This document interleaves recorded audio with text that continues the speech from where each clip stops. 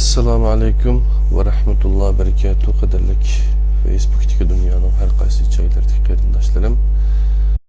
Hammalarninki şu vakti ve bunun ikinci vakti bu dünyalıqı ve o dünyalıqı her iki dünyalıqı hayırlık olsun.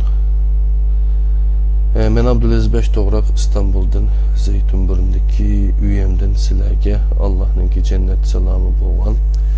Assalamu alaikum ve rahmetullahi ve berekatuh degan salam bilan birlikte bugünkü İslam tarihi Facebook 25.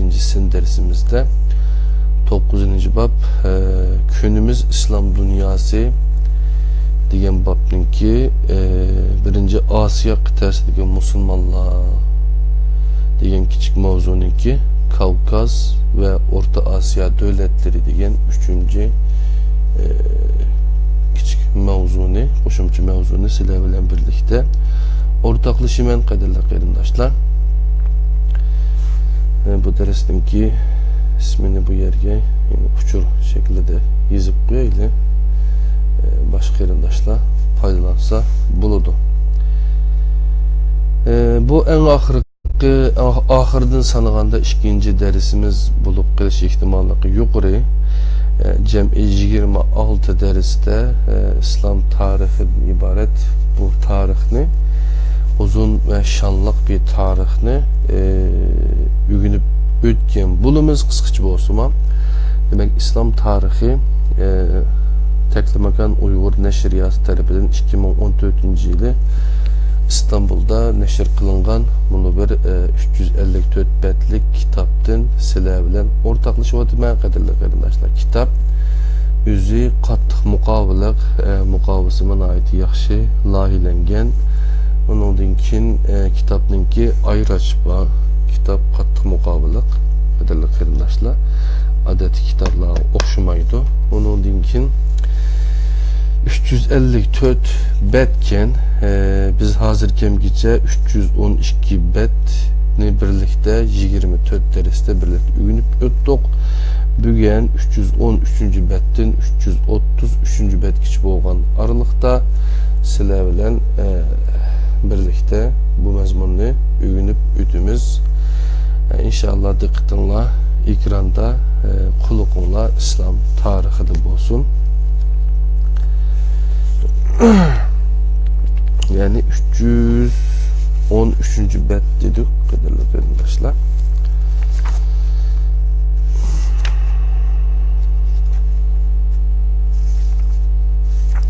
Yani Kavkaz ve Orta Asya devletleri. Kavkaz ve Orta Asya İslamiyet tarqalgan rayonlardır.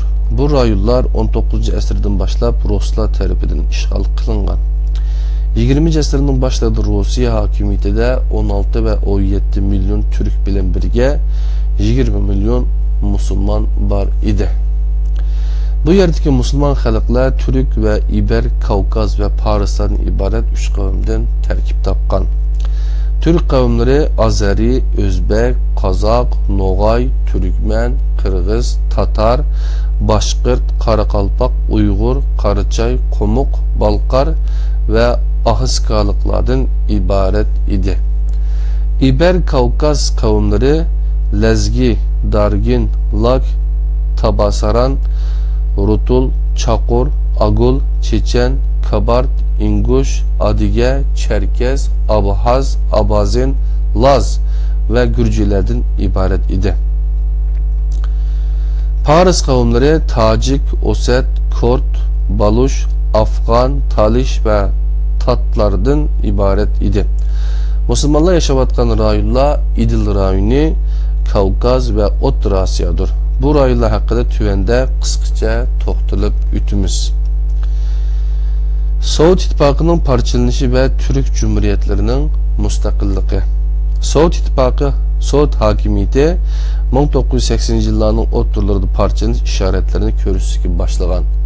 1985 yıldan başlap ahırkı Sovet devlet reisi Mikhail Gorbachev hakimiyetini saklap qilish üçün ishikni ichib etish ve yeniden kuruş siyasetini yürgüzgen. Gorbachev 1990-yılda G'arb türüdeki demokratiyaga o'tishni tashabbus qilgan bo'lsa-mu, ammo parchalanishni to'xtatib qala olmagan. Eng oxirida radikal kommunistlar 1990-yili avgust oyida siyosiy o'zgarish qilgan bo'lsa-mu, ammo muvaffaqiyatga erishamagan. Sovet ittifoqiga a'zo davlatlardan Estoniya, Latviya va Litvaniya 1991-yilda ittifoqlikdan ayrilgan. Turklar buningga ergashgan. 1991-yilda Ozarbayjon, Qozog'iston, Qirg'iziston, O'zbekiston va Turkmaniston mustaqillik e'lon qilgan. Buningga asosan 1991-yilda Rossiya, Ukraina va Belorussiya bir yerga kelib, Sovet ittifoqining rasmiy parchalanganligini qabul qilgan. 1991-yil 15-dekabr davlat raisi Gorbachevning istifa qilishi bilan Sovet ittifoqi tarix sahnasidan tushgan. Uzun vaqt siyosiy, iqtisodiy va madaniy mustamlika ostida yashagan sobiq Sovet ittifoqi jumhuriyatlari o'zaro hamkorlash uchun Mustaqil Davlatlar Birlashma Gavdasi nomida bir birlik qurgan. Bu birlik passiv holatda mavjudligini davom qilib kelmoqda. Bu yerda resimlerini O'rta Osiyo Türk Cumhuriyetleri deb resimlerini ko'rsatibdi, qadrli qarindoshlar. Qozog'istonga oid cho'ng holatda turibdi. O'zbekiston, Qirg'iziston, Turkmaniston degandek kitobni setib olgandan keyin balkim yoki boshqa xaritalardan buni ko'ralaysizlar. Kavkaz tarixdan boshlab her xil milletler Kavkaz rayonini makon qilgan. Bu milletlerini etnik terkibiga qarab ayırsak mundaq ayrışqı buludu. Türkiye milletlerden Azeri, Qaraçay, Qumuq, Balkan, Noğay ve Ağızkalıqlar. İber Kavkaz kavimlerinden Avar, Lezgi, Dargin, Lak, Tabasaran, Rutul, Çikor, Agol, Çeçen, Kabart, İnguş, Adege, Çerkez, Abhaz, Abazin, Laz ve Gürcülerden ibaret. Paris kavimlerinden Odet, Kurt ve Talış qatarlıqlardan ibaret. Kavkaz rayonu 16. əsrinin 2. yarımından başlap Rus işğalığa uçurulgan. Ruslar 1556 yılda Ejderhan xanlığını işğal qilib Kavkazga qadam basqan. Kavkazning ma'lum bir qismini 1758 yılda Rusiyaning işğalıga uçurgan. Ruslarning Kavkaz rayonidagi ilgirilishi 1783 yılda Kırım xanlığını qo'shib olishdan keyin tizlangan. Rossiya ayni yil ichida Grozniyani ishg'ol qilib, Kavkazdagi muqimligini mustahkamlagan. Ruslar 1812 yilda Ozarbayjonni ishg'ol qilgan. 1883 yildagi Guliston kelishimi bu ishg'ollarni qonunlashtirgan. 1828 yilda Turkmen Çayı kelishimi bilan Shimoliy Ozarbayjon Rossiyaga, Janubiy Ozarbayjon İranga ayrılıb berilgan. Osmanlı özünün içki meseleleri bilan məşğul bo'lib atqanlıq üçün bu rayonlarga aralasha olmagan. Rossiya bu rayondagi hakimiyetini etnik terkibini buzib yurgizishga tirishgan. Ayni metodni Kavkaz rayonida ijro qilgan. 1828 yılda 70 ming Ermenini İran'dan yo'tkab kelib, bularni Erivan, Qarabağ ve Nahchivanga yerleştirgan. Bu orqali bu rayonning etnik terkibini almashtirgan. Rossiyaning bunda qilishdagi maqsadi bu rayonda o'ziga bog'liq xalq tashkil qilish.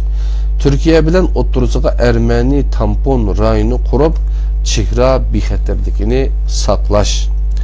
Buyuk Türk dünyasının sharqi bilan g'arbiy o'rtasidagi bog'lantini uzishni maqsad qilgan. Fakat bu siyaset 100 yıllarca devam kıldıgan Azer Ermeni to'qotishini keltirib chiqargan. Kavkazda mustaqillik kurashları. Kavkaz xalqining ko'p qismi Ruslarga qarshi mustaqillik kurashi elib borgan. Bu kurashning ko'p qismiga Türk, Çerkez, Chechen ve Ingushlar rahbarlik qilgan. 1785 yildagi Shayx Mansurning harakati Ruslarga qarshi eng buyuk ve uzun ömürlük hareket bo'lgan. 1835 yılda hareketning beshiga Sheyx Shamil o'tgan. Sheyx Shamil kuchli bir alim ve yaxshi bir asker bo'lib, Kavkaz musulmonlarini bir ideya atrofida to'plagan.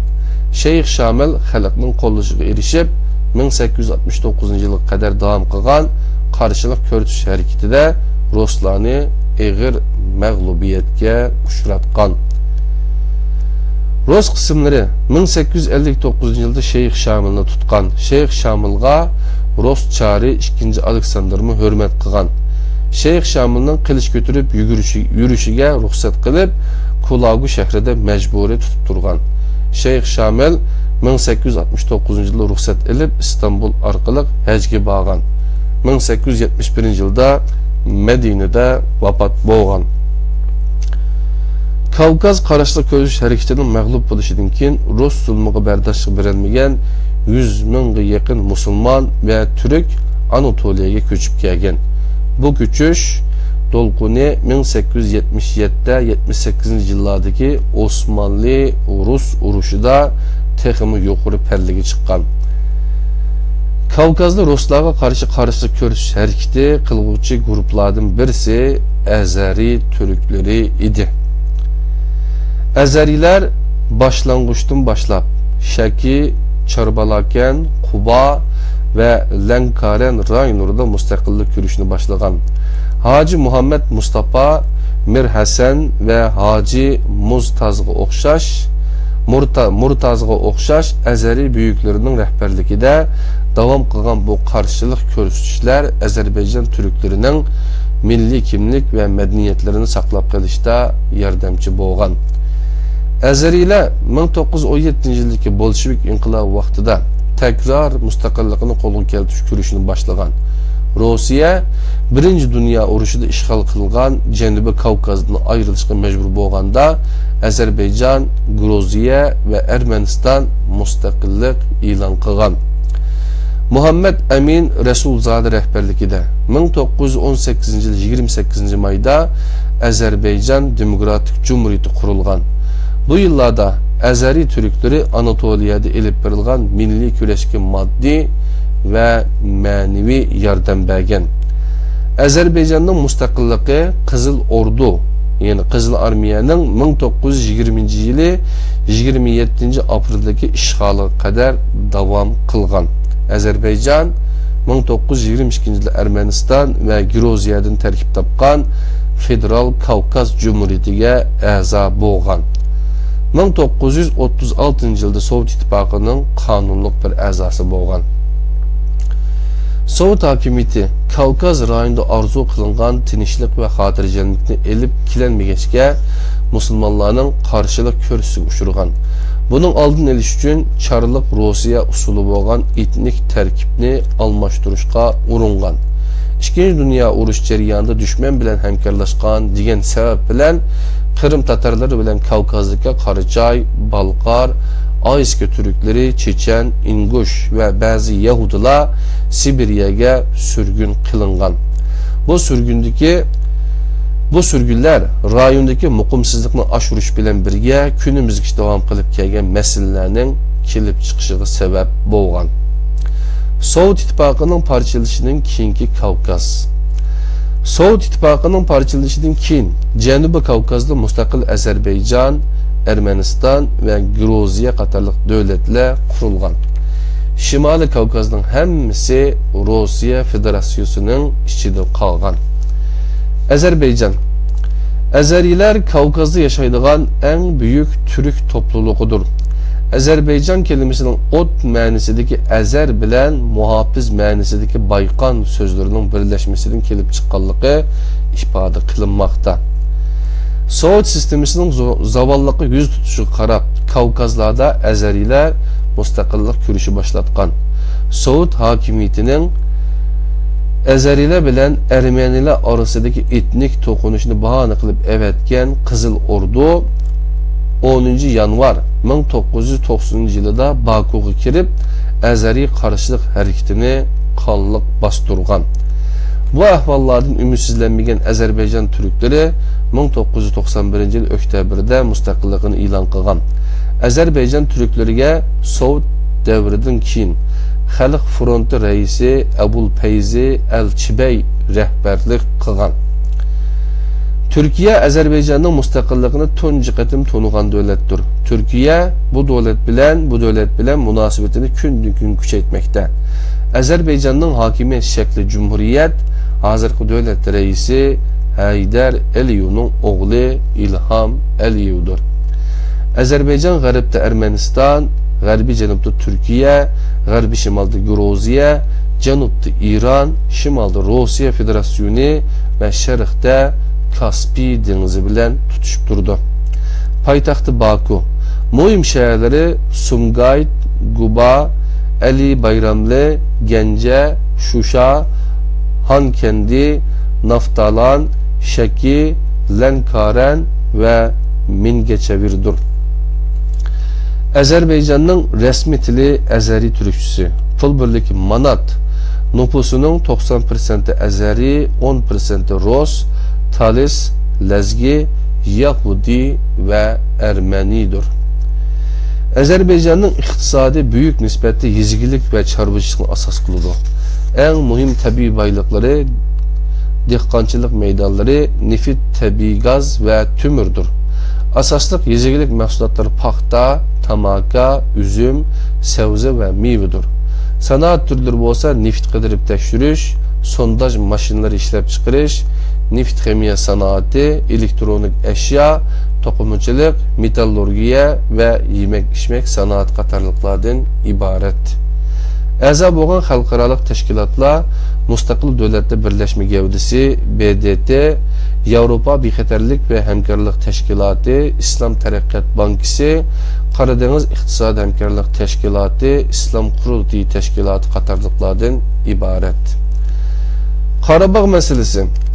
Rusya yuqorida so'zlab o'tganimizdek 1882 yılda etnik terkibini almashtirish ve o'ziga yaqin bir xalq paydo qilish uchun İran'daki Ermenilarni ko'chirib kelib, ko'p qismini Erivan ve Qarabağga o'rinlashtirgan. Ermeniler 19. asrda yuz bergan Osmanlı-Rus urushida Ruslar tarafida tug'an. Bu xizmatlarning natijasida Bolshevik Ruslar hokimiyatga o'tishi bilan Qarabağ, Nahchivan, Abdunum rayonunu qurgan. Bundaq ayrılış Azerbaycanlığa ziyan elib kelgan.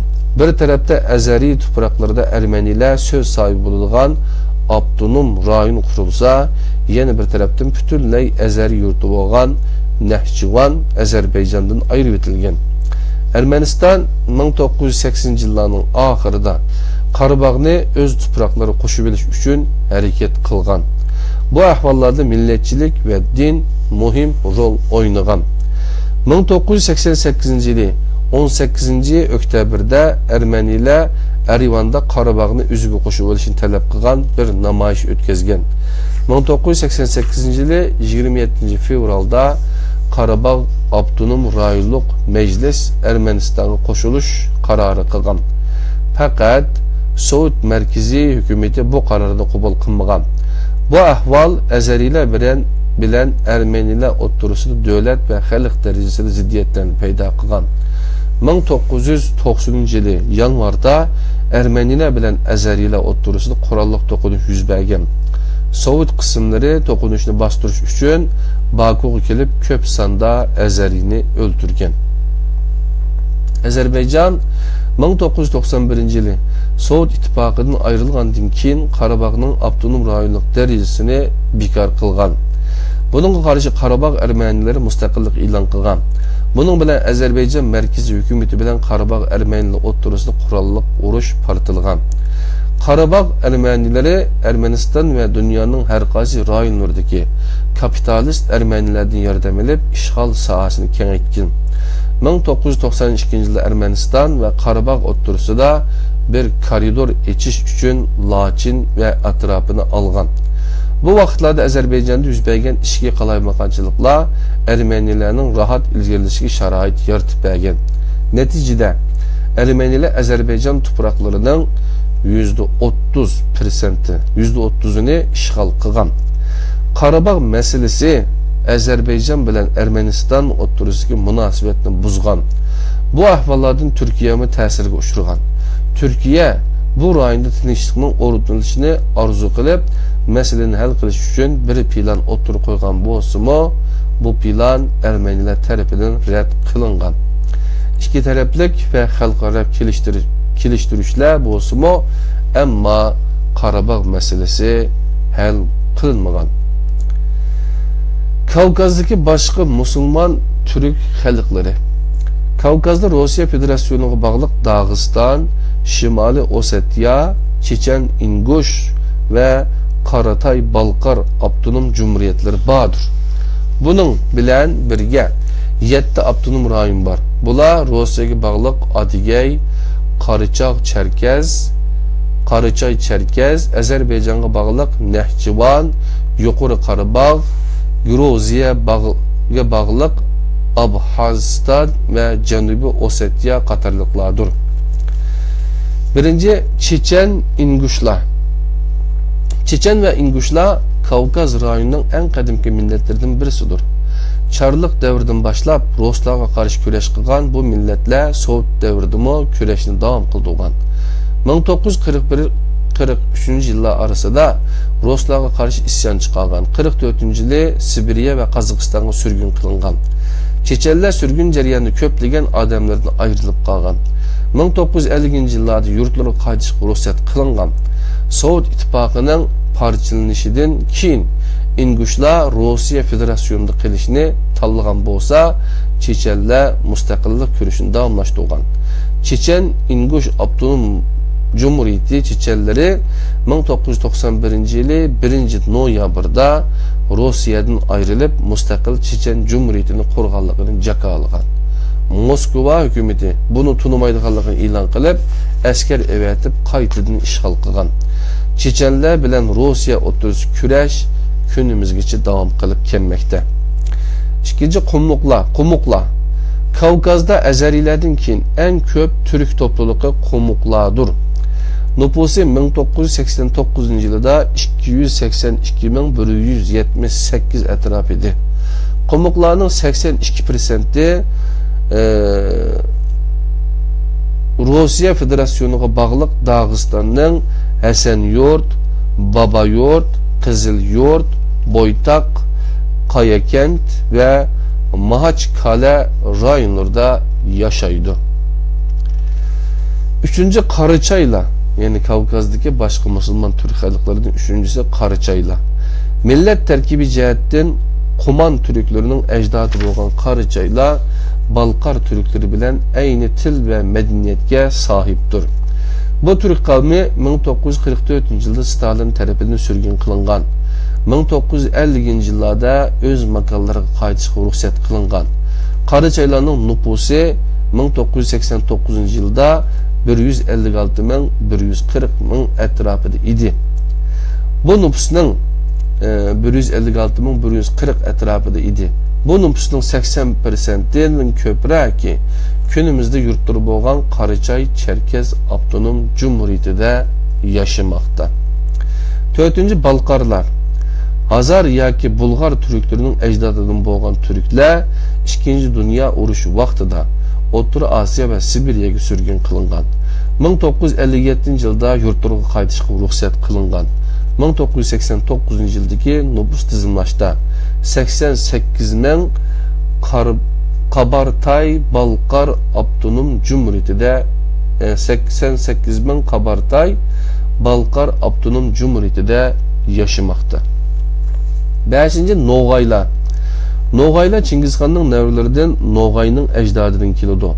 Dağıstan'ın Terk deryası yine yaşaydıgan Noğaylarının 1989 yıldaki nüfusu tahminen 79.000 etrafında. 6.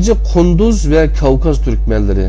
Kunduzlar Noğaylarga nahayet yakın boğan bir Türk kavmidir. Kavkaz Türkmenleri 17. asırda Büyük Türkmen halkından ayrılıp bu yerlerge oturaklaşkan. Nüfusu tahminen 15.000 etrafında. Endi O'rta Asya Türk Cumhuriyetleri degan mezmununu birlikte ügünümüz kadirli qarindoshlar. O'qiyotgan kitabımız İslam Tarihi yani Teklimakan Uyghur Neşriyat tarafından 2014 yılı neşr kılıngan ve Profesör Doktor Muhammed Özdemir, Profesör Doktor İbrahim Sarıcan, Profesör Doktor Seyfettin Er Şahin degan 3 Türk Profesör Doktorunun birleşip yazgan kitabı kadarlık arkadaşlar.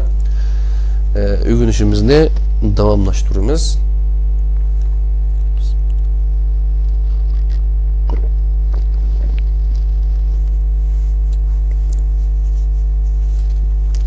Hem de Orta Asya Türk Cumhuriyetleri degan mezmunga keldik.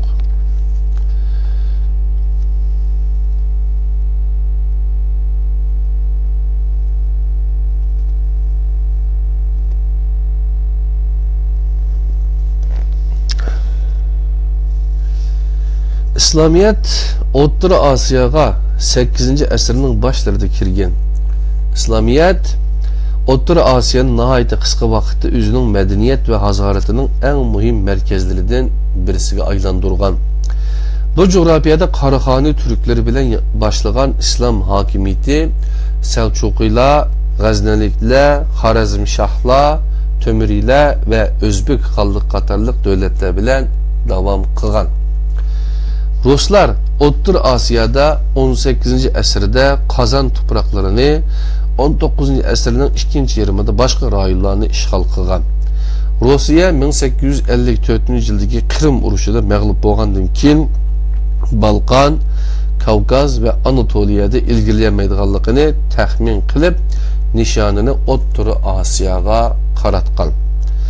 Ruslar O'rta Asiyani ishg'ol qilgan vaqtida bu rayonda kengayotgan Angliyaga qarshi chiqish ve sanoatiga ham modda tepish, vahşi medeniyetsiz deb bildiğin Türklerge medeniyet tunutuş ve Hristiyanlıkını teşvik qilishga o'xshash siyasi, iqtisadi, medeni ve dini sebeplerini ko'rsatgan. Aslida Ruslarning medeniyet tunutuş fikri ishonchlik emas idi.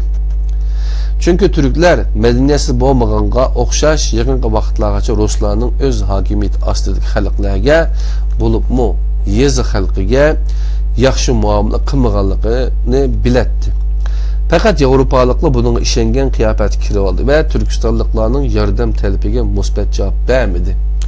Xiva xonligi, Buxoro amirligi ve Qo'qon xonligi dushmanga qarshi birlik qurolmaslik bilan bir-biridan üstünlük talışıp öz gücünü acizlatdı. Nima debdi? Fakat Avrupalıklar bunun ishongan qiyofat kirib oldi ve Türkistanlıklarning yordam talebiga musbat javob bermadi.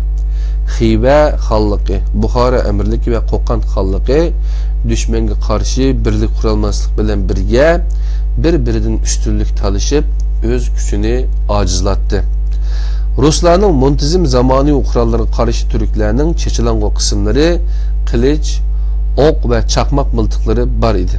Bu basqıçta İslam dünyasının en büyük devleti Osmanlılar, coğrafi uzaklık, maddi güç yetersizliği, Garip devletleri bilen ve İran'ın tosqunluq qilishi bilen O'rta Asiyaga yeterlik yardım qilolmagan.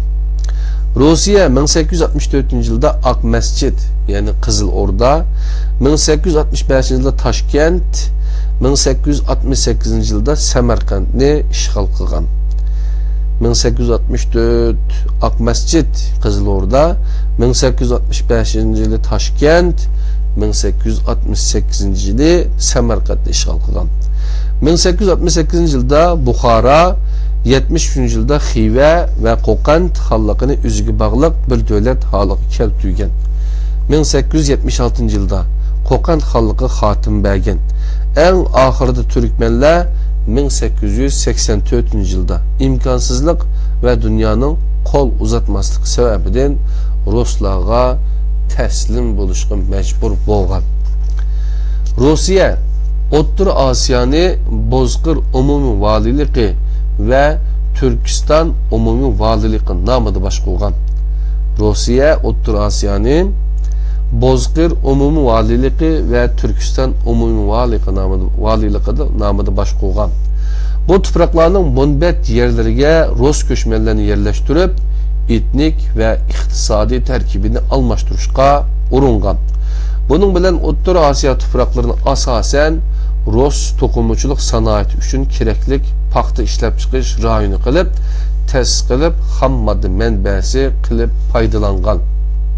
Rossiya 1917-yilda Bolshevik inqilobi portlaganida turklarga mustaqillikni qo'lga keltirish fursati kelgan. Faqat turklar yetarlik tayyorligi bo'lmaganlik uchun bu fursatdan foydalana olmagan. 1917-yilning 1 va 15 may arasida Moskvada bütün Rossiya musulmonlari birinchi qurultiy to'planib, kelgusi bilan munosabatda qarorlar olgan. Ayni vaqtlarda O'rta Osiyoda mustaqillik yurish qilayotgan muhofazakor ulamolar jamiyati bilan Islom shurosi kelisholmaganligi uchun O'rta Osiyodagi turklarning birligi buzilgan. Yani ikki ulama, muhafazakorlar ulamolar jamiyati bilan Islom shurosi kelisholmaganligi uchun O'rta Osiyodagi turklarning birligi buzilgan. Bu vaqtda Lenin ve etrafıdakiler çarlık tüzümünü ağdırış hareketinde Müslümanlarını yeniğe tartışıqqa uringan. Bu fikir etrafında Sovet İttifaqı qatıldıgan milletlerge halisa müstakillikni birdiganligini va'da qilgan. İlgiriki tüzümünün zulmi ve yıqillab kelavatgan İngiliz xavfini xatırlatgan. Sovetning samimiyetsizligini biladigan ulamolar jamiyati ve İslam şurası tekrar birleşken, bu ittifaq 1918 yıl 10 dekabrda Qo'qonda Türkistan Abdunum Cumhuriyeti'nin kurulganlığını jakalagan. 1918 yılı 10 dekabr. Ama Moskva Bolşeviklarning emri bilan 1918 yılı 14 fevralda Qo'qonga kelib 14 ming odamni o'ltirib bu cumhuriyetga xotim bergan. Sovet bununla o'xshaydigan boshqa hareketlerini o'xshash usulda bostirgan. Bu vaqtda Türkistan xalqi Sovet ishg'oliga qarshi bosmichilar deb atalgan bir qarshilik hareketini boshlagan. Bu hareket 1. Dünya urushi oxirida bu rayonga kelgan Enver Pashaning qatilishi bilan kuchlangan. Sovet Enver Pashani 1922 yılda şehit qilib, basmachilik hareketini tugatishga uringan bo'lsa-mu, bu hareket 1931 yilgacha davom qilgan. Bolsheviklar Türkistan zeminida hokimiyatini bosqichma bilib qo'ygan. 1918 yılda Türkistan Abdunum Sovet Sotsialist Cumhuriyeti ve Qirg'iz-Qozaq Abdunum Cumhuriyeti qurilgan. Yana bir tarafdan mustaqillikni davom qildirayotgan Buxoro Xiva xalqi 1920 yılda Qizil Ordu tarafidan ishg'ol qilinib, bu yerdagi hokimiyat Buxoro Xalq Cumhuriyeti ve Xiva Xalq Cumhuriyetiga aylantirilgan. 1924 yılda Stalinning beshida turayotgan Millatlar Komissarligi ve Moskvaning qarori bilan O'rta Osiyo qaytadan tartibga solingan. Burunqi davlatlar bekor qilinib, Turkmaniston Sovet Sotsialist Cumhuriyeti, O'zbekiston, Qozog'iston va Qirg'iziston ve Tojikiston Abdunum Sovet Sotsialist Cumhuriyetlari qurilgan. 1936 yılda bu cumhuriyetlerinin hemmisi to'liq huquqliq birden a'zo davlatga keltirilgan. Bu ahval 15 to'liq huquqliq cumhuriyetini tarkib topgan Sovet İttifaqı'nın 5 cumhuriyetini O'rta Osiyo davlatlari tashkil qilgan. Qadrli qarindoshlar. Endi birincisi Qozog'iston. Bununla ait mushu vaqtdagi voqealarga ait bir kitobni, tarixni Uyg'urlar zodi mushu tarixning nerede deganni varaqlab tadqiq qilib, bizningki doktor tarixchi doktorimiz Nabijan Tursun akimiz Moskva xiyollar degan maqolaning yozuvchisi. Şu akimiz bir yaqinda kitap yazdı. İnşallah bu nashrdan chiqib qolar. Şu vaqtdagi bulapmo şu 1933 yılda kurulgan Sharq Turkiston Cumhuriyeti, İslam Cumhuriyeti bilan 1944-yılı kurulgan Şərqi Türkistan Cumhuriyeti'nin arka kürünüşü, tarih arka kürünüşü ve onunki Sovyetler bilen boğan ve Kızıl Komünistler bilen bağlanışını qandaq münasibeti bağlığını şu kitabını okusak inşallah çıksın neşirden yaxşı düşünümüz inşallah. Birinci Kazakistan Orta Asya'nın büyük kavimlerinden birisi Kazaklardır. Kazak sözü erkin, hör, mert ve yigit degan ma'nilarni ifodalaydi. Kazakistan 1991 yılı 22 oktyabirda Sovyetdan ayrılganligini 1991 yılı 16 noyabrda mustaqillikni e'lon qilgan. Hakimiyet terkibi Cumhuriyet bulup mustaqil bo'lgandan tartib hozirgacha devlet reisi Nursultan Nazarbayev'dir. Türkiye, Kazakistan'ın mustaqilligini tuncu tonugan devletlerden birisidir. İki devletin münasebeti günden günge terakki kılmakta. Kazakistan'ın resmi tili Kazak Türkçesi. Pul birliki tengidir. Türk dünyasının en büyük yüz ölçümüne sahiptir. Nüfusu 1999 yılı 15 milyondur. Nüfusunun 53'te 4%'i Kazak, 29.95'i Rus, 2'de 6%'i Nemis, 3'te 6%'i Ukrayn ve 10.60%'i başka etnik milletlerdir. Payitaxt Astana, mühim şehirler Almatı, Tıraz yani Jambol, Çimkent, Türkistan Yesi, Semipaltinistik yani Yettitam, Karaganda, Kökçetau ve Kustanay, Turgay, Guriye ve Baykonur'dur. Kazakistan'ın koşunları Şərqdə Xitay, Cənubda Qırğızistan, Özbekistan, Türkmenistan, Qərbdə ve Şimalda Rusiyadır. Devletinin Qərbi Kaspi deniziga sahildir.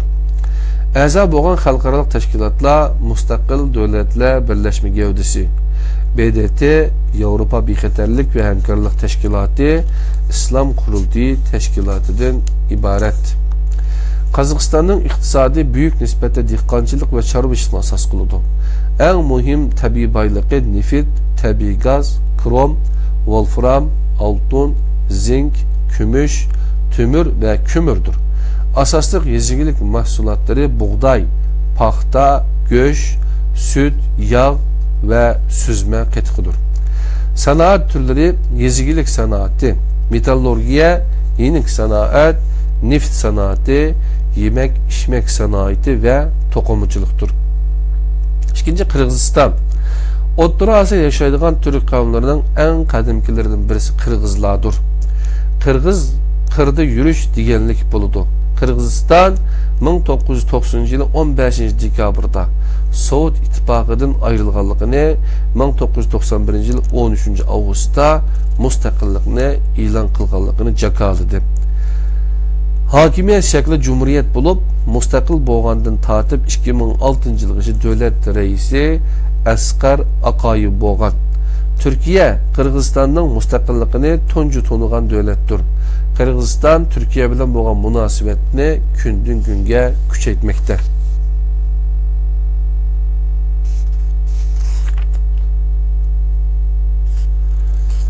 Kırgızistan'ın resmi dili Kırgız Türkçesi. Pul birligi so'm, nüfusu 1999 yıldaki ma'lumotga göre 4.852.400'dür. Nüfusunun 56'da 12%'i Kırgız, 14.9%'i Rus, 5.4 Özbek, 1.5% Ukrayn ve 7.8% başka etnik milletler teşkil kılmakta. Kırgızistan'ın payitaxtı Bişkek'tir.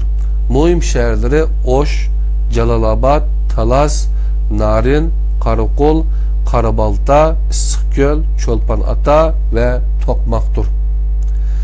Qo'shniları Sharqi Shimolda Xitoy, Shimolda Qozog'iston, G'arbiy janubda Tojikiston ve G'arbida O'zbekistondir. A'zo bo'lgan xalqaro tashkilotlar Müstakil Devletler Birleşmesi gövdesi BDT Avrupa Bexaterlik ve Hemkarlık Teşkilatı İslam Kurultayı Teşkilatıdır. Üçüncü Özbekistan. Kadirli kırındaşlar, biz ögünüvatkanımız bu kolumuzdaki İslam tarihi degen Teklimakan Uygur Neşriyatının ki 2014 yılı tercüme kılıp Uygurçaga İstanbul'da neşr kılgan kitabı kadirli kırındaşlar. Hazır 40 minut boptu. Yine birkaç bet kep kaldı. İnşallah şunun bilen bugünkü dersimiz tügügen buludum.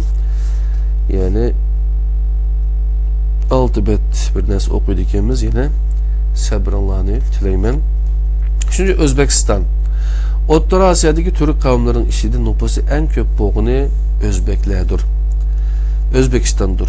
Özbek, özüki beg, hakim, sağlam diyenlik buludu. Özbekler, Türkistan'da Türk İslam medeniyetinin terakki kılıp tarqılışıda mühim rol oynayan.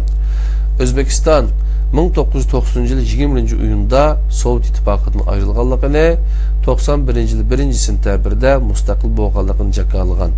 Hakimiyet şekli Cumhuriyet bulup müstakil boğandan tartıp devlet reisi İslam Kerimov'dur. Hazır İslam Kerimov ile başka birisi çıktı. Heli yaxşı bulavadı dep anladık. Türkiye Özbekistan'ın müstakillikini tuncu tonuğan devlettir. İki devlet arasındaki münasebet devamlılık tarih kılmakta. Özbekistan'ın resmi dili Özbek Türkçesi bulup pul birligi somdur. Nüfusunun 75% Özbek, 10% Tatar, 6% Rus, 5% Tacik ve 4% Kazaklardan terkip tapkan. Paytaxtı Taşkent, mühim şehirleri Semerkant, Bukhara, Xive, Qo'qand, Andijan, Namangan, Qarshi, Navoiy, Chizak, Urganch ve Nukus'tur. Qo'shniları Şimal ve G'arbiy Şimalda Qozog'iston, Sharqda Qirg'iziston, Janubda Afg'oniston, Sharqiy Şimalda Tojikiston, G'arbiy Janubda Turkmanistondir. A'zo bo'lgan xalqaro tashkilotlar BDT Müstakil Devletler Birleşme Gövdesi, Avrupa Bexaterlik ve Hemkarlık Teşkilatı ve İslam Kurultayı Teşkilatıdır. Devlet iktisadi büyük nispette yezigilik ve çarpışıklığı asas kıldı. En mühim tabi baylıkları tabi gaz, nefit, kömür, altın, mis, gümüş ve wolframdır. Asaslık yezigilik ve çarpışıklık mahsullatları paxta, buğday, sebze, meyve, yemek ve çarpıcılık, yipek ve çarpıcılık mahsullatlarıdır. Asaslık sanat türleri dehqonchilik, to'qimachilik, metallurgiya, ximiyelik maddeler ve yemeklik sanatıdır. Özbekistan Qoraqalpaqiston Abtonom Cumhuriyeti var. Qoraqalpaqlarning nüfusu 500 ming etrafında. 4. Türkmenistan. O'rta Asiyadagi Türk kavimlerinden birisi bo'lgan Türkmenlerdir. Oğuzlarning İslamiyetni qabul qilganlarga Türkmen deyilishi başka bir qarashga asosan Türk kelimesiga kishi ma'nosini bildiradigan men so'zining qo'shimcha qilinishi bilan tashkil qilingan. Türkmenistan 1991 yıl 22 Ağustos'ta Sovyet'ten ayrılganlığını 27 oktyabr 1991 yılında müstakil bo'lganligini jakaladı. Hakimiyet şekli Cumhuriyet bulup müstakil bo'lgandan başlap 2007 yılgacha Sefer Murat Türkmen 5'idir. Hazırki reis Qurbanguli Berdi Muhammedov'dur. Türkmenistan'ın müstakillikini dünyada tuncu tonuğan devlet Türkiye'dir. İki devlet oturuşki münasebet kündün künge küçeymekte. Türkmenistan'ın resmi dili Türkmen Türkçesi bulup pul birligi manat. Nüfusu 1999 yıldaki malumatı qargan çağda 4.993.500'dür. Nüfusunun 73% Türkmen, 9% Özbek, 7% Rus'tur. Paytaxtı Aşgabat, mühim şehirleri Merve, Türkmenbeşi, Taşhavuz, Çarjov, Tebittağ, Köhne Ürgenç, Kerki, Darvaza ve Kızıl Arvadır. Qo'shnilari sharqi shimolda O'zbekiston, g'arbiy shimolda Qozog'iston, janubda Iron va Afg'onistondir. Davlatning g'arbiy Kaspiy dengiziga sohildir. A'zo bo'lgan xalqaro tashkilotlari Mustaqil Davlatlar Birlashma Gavdasi BDT, Yevropa bexatarlik tashkiloti va Islom qurultiyi tashkilotidir. Turkmanistonning iqtisodiy yezigilik va chorvachilikni asos qiladi. Bo'libmi paxta terishni asos qiladi. Eng muhim tabiiy boyliqlari tabiiy gaz, neft, qo'g'ishun, iot, sulfat va tuzdir. Asosliq dehqonchilik va chorvachilik mahsulotlari bug'doy, paxta, sabzi, meva va chorva mahsulotlaridir. Asosliq sanoat turlari to'qimachilik, metallurgiya, tabiiy gaz, yenik sanoat, neft, ximiya va yemeklik sanoatidir. 5. Sobiq Sovet ittifoqida mavjud bo'lgan boshqa turk xalqlarining kunimizdagi ahvoli degan mazmunni birlikda o'rganadiganmiz. Qadrli qarindoshlar, o'qiyotganimiz, birlikda o'rganayotganimiz Islom tarixi degan 354 betlik bir kitob. Bu kitap Türkiye'de Teklemekan Uygur Neşriyatı, yani Abdülcelil Turan akimiz tarafından 2014 yılda Uygurçaga tercüme kılınıp, neşr kılınıp diken. Biz şu kitabını birlikte ders kılıp, bugün 25. dersi Facebook sizin dersimizdiz. İnşallah 26. dersimizde kitabını tamamen tüketken bulumuz. Hazır kemgici bizni anlap belgininla Tınşap belginler şun rahmet eğitimiz kaderli qarindoshlar.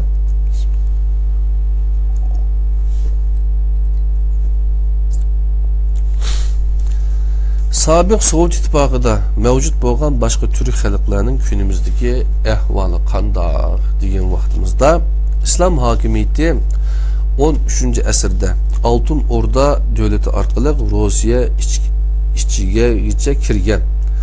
Ruslar 1238-1480 yıllarga taxminan 200 yıl Altın Orda davlati hakimiyet ostida yaşagan. 1238'den 1480 yılgacha qadrli qarindoshlar taxminan 200 yıl Altın Orda davlati hakimiyet ostida yaşagan.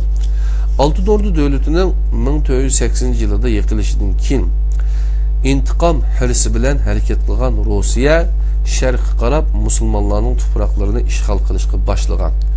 Bu harakatda Slav millatchiligi va ortodoks missionerligi muhim rol o'ynagan. Ruslar musulmon turklar bilan kurash qilishni milliy va diniy bir vazifa deb bilgan. İdil rayoni, ya'ni Ruslar musulmon turklar bilan kurash qilishni milliy va diniy bir vazifa deb bilgan. İdil rayoni Kırım, Balkan, Kavkaz ve Türkistan rayonlarında işgal hareketlerini başlagan. 1552 yılda Kazan Xanlığı, 1556 yılda Ejderhan Xanlığı, yani Astraxanlar, 1628 yılda Küçüm Xanlığı, 1681 yılda Kasım Xanlığı, 1777 yılda Noğay Xanlığı ve 1783 yılda Kırım Xanlığını işgal qilgan. Bu rayonda yaşayotgan Türkler Çar hakimiyetinin yıkılışı bilen 1917 yılda mustaqillik kurashlariga atlangan bo'lsa-mu, ammo muvaffaqiyatga erishilmagan ve ahirida Sovetga taslim bo'lgan. Sovetning parchalashidan keyin bu Türkler Rossiya Federasyonu, Moldova ve Ukrayna qatorliq davlatlarda yerim mustaqillik yoki avtonom oblast shaklida mavjudligini davom qildirmoqda. Qadrli qarindoshlar, 1552'de Kazan Xanlığı, 56 yılda Ejderhan Xanlığı, yani Astraxanlar, 28 yılda Küçüm Xanlığı, 81 yılda Kasım Xanlığı, 77 yılda 1777 yılda Noğay Xanlığı ve 1783 yılda Kırım Xanlığını işgal qilgan Ruslar.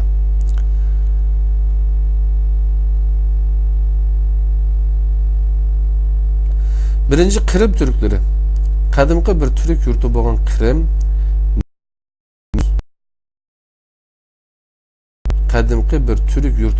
Kırım, 1774 yılda Kiçik Qaynarca kelişimi bilen Osmanlı devletinden ayrıldı. 1783 yılda Rusya toprakları koşup etildi. Kırım Türkleri ağır zulümge uçrap, köp kısmı Türkiye'ye köçüşke mecburlanıp, ornağa Rus, Ukrayn, Nemis ve Bulgar milletleri urulaştırıldı. 1917 yılı Bolşevik inqilabı vaxtida müstakillikni ilan kıldı. Ama Sovet İttifaqı 1920 yılda bu yerini qaytadan işgal kıldı. 1921 yılı Kırım Abdunum Sovet Sosyalist Cumhuriyetini kurdu. Kırım Türkleri 2. Dünya Uruşu'da Nemisler bilen til biriktirdi diyen bahane bilen 1944 yılda 18. mayda Sibirya ve O'rta Asya'ya sürgün kılındı. Ağır yol şartlarına berdaşlık berenmegen ve tabii şartlarına maslaşanmagan 100 mingga yakın Kırım Türk'ü öldü. Sovet devleti Kırım'da 1954 yılda Ukrayna'ya bağladı. 1867 yılda Kırım Türklerinin günahsızlığı hakkında karar çıkarıldı. 1868 ve 69 yıllarda Kırım Türklerinin 5 yoki 6000 kişilik bir grubunun yurtlarına qaytışıga ruxsat kıldı. Bularga ilgirki mal mülkiga idarəçilik qilish huquqi berilmaganlik uchun ağır şartlarda kurash qilishga majbur bo'ldi.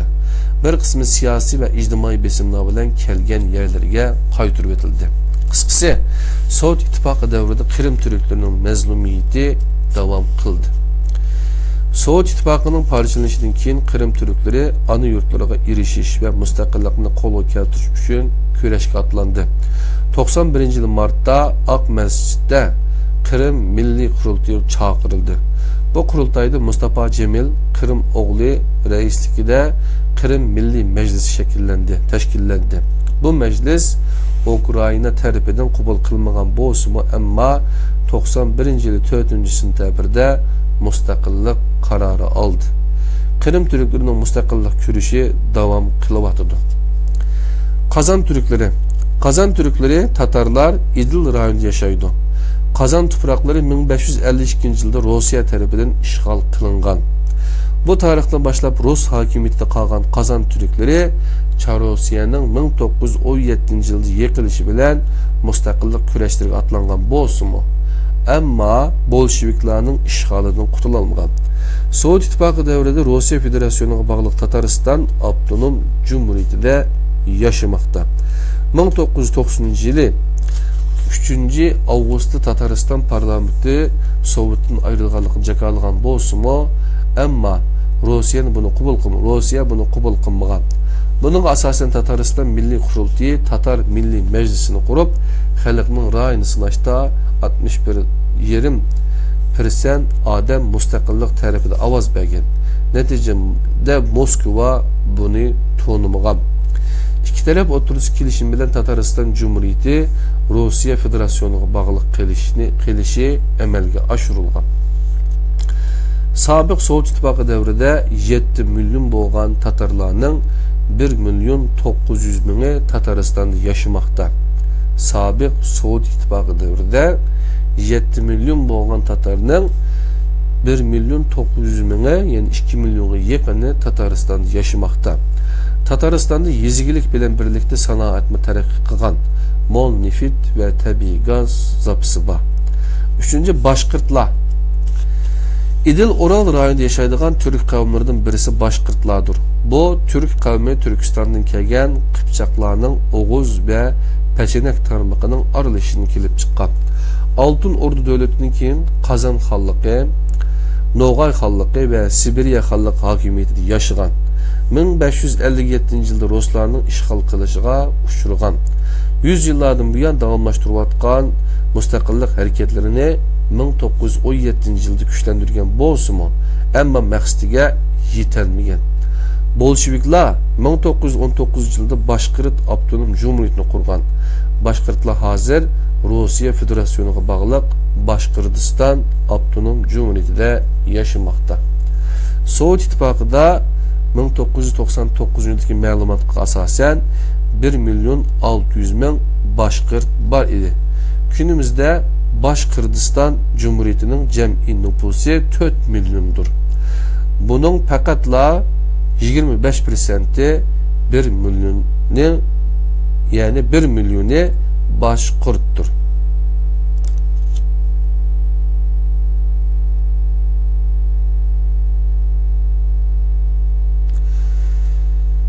Dördüncü Çuvaşlar. Yani Esselamu Aleyküm Mr. Bilal Nebusi. Çuvaşlar İdil Ural rayonunda yaşaydigan Türklerdir. 17. asırda Çuvaş deb atalgan. Tupraqları 1557 yılda Ruslar tarafından işgal kılıngan. Günümüzde Rusya Federasyonu'na bağlı Çuvaş Abdunum Cumhuriyeti'de yaşawatılan. 1.500.000 nüfusluk Çuvaş Cumhuriyeti'de 950.000 Çuvaş var. Türkçesi deb atalgan Türk şivisi işletildi. Köpüntüsü Hristiyan boğan Çuvaşlar arasında İslamiyet ikinci din halıtıda ve tizlikte tarqalmakta. 5. Kök Oğuzlar. Kök Oğuz 18. ve 19. asırlarda İdil Ural rayonuna köçüp gelgen Balkan Türklerinin neslinden kilidi. Til ve medeniyet cihetin Anatoliya Türklerine yakındır. Türklük ideyisi küçük boğan Kök Oğuzlarının köpüntüsü Ortodoks Hristiyandır. Fakat keyinki vaqtlarda İslamiyet'e yıkılış ahvali mevcut boğan. Moldova'dan başlap Sovet İttifaqının her qaysı rayonluğa tarqalgan. Sovet'nin parçalanışından keyin Moldova Cumhuriyeti'ne bağlıq 500.000 nüfusluk Abdunum Cumhuriyet işide qalgan. Başka xalqlarga o'xshash Kök Oğuz Türklerimi mustaqillikni qo'lga keltirish yo'lida tirishchilik ko'rsatmoqda. 1991 yil elib berilgan xalqning rayoni sinash saylimida mustaqillik talab qilganlar ko'p sonliqni egallab mustaqillik e'lon qilgan bo'lsa-mu, ammo Ukraina va Moldova tarafidan rad qilingan. 6. Qarayimlar. Qarayimlar Hazar Türklerinin ecdadıdır. Sanı nəhayət azalgan. Nüfusu 1989 yılda 2803 etrafıydı. Yer şarında Yahudi dinine mensup yalğız bir Türk kavmidir. Bir kısmı İsrail'e köçken, qalğanları Ukraina ve Latviyada yaşamakta. Qadirli qarindoshlar, shunda qilib Kavkazlar ve Orta Asya'daki Türklerle alakadar, Türk devletleriyle alakadar nesillerini birlikte ügünüp ettik. İnşallah Afrika kıtasındaki Müslümanlarni ügünümüz onundan keyin Müslümanların kurup çıkan Avrupa'daki Müslüman devletleri, Balkan ve Avrupa devletlerindeki Müslümanlar toğruluk birlikte ügünüp şunundan İslam tarihi degan bunu kitapni tügetken bulumuz qadirli qarindoshlar. Bunun bilan birlikte biz Qurban heyitimizga yaqinlashdik degan gap. Bu kitap Profesör Doktor Muhammed Özdemir, Profesör Doktor İbrahim Sarıçam, Profesör Doktor Seyfettin Erşahin degan 3 profesörnünki birlikte yazıp çıkan tarih kitabı ekan. Allah'ın bulardan razı olsun. Bu kitabını tercüme kılgan ve neşirge tayyorlagan, satkan, okugan qarindoshlarning hammasidan Allah razı olsun. İnşallah kiler saatlik dersimizde görüşeyle inşallah Allah'ın özüge amanet bulunlar. Esselamu Aleyküm ve Rahmetullahi ve Berekatuhu. İstanbul'dan Zeytinburnu'dan Abdülaziz Beştoğrak qerindişinlardan sizlarga otluk salam.